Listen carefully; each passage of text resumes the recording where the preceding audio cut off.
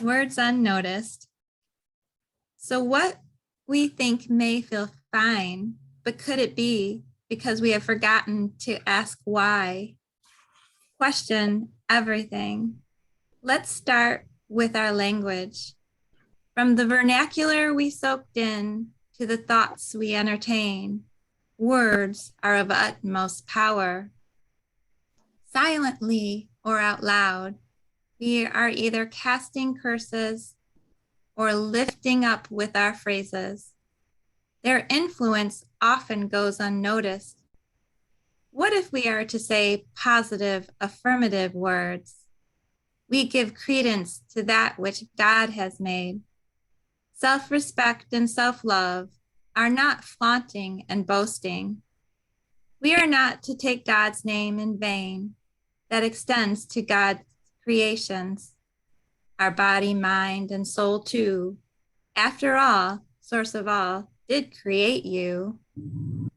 Some have said, I say what I see, and if it is mean, oh well. What is true, however, is of the whole, and with our limited scope, how are we to know? Yet our omniscient God knows. What is visible now to us is a smidgen of what may actually be, and everything in the world can change instantly. What if we remain respectful in our words describing others?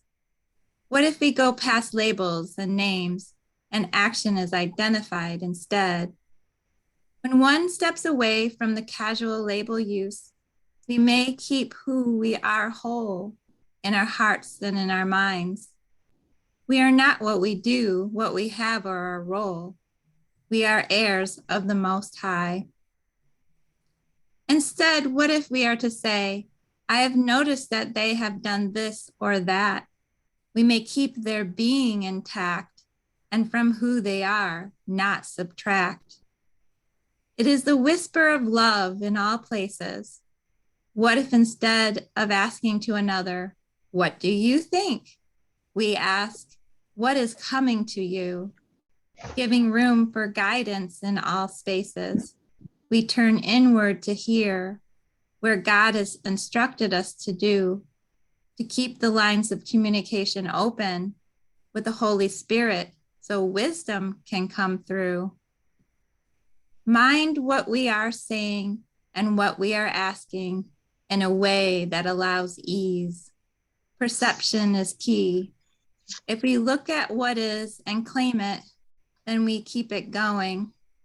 If we can see what is without attachment to it being there tomorrow or in the next second, we will not be in the misery of feeling stuck or feel sideswiped from plans going amok.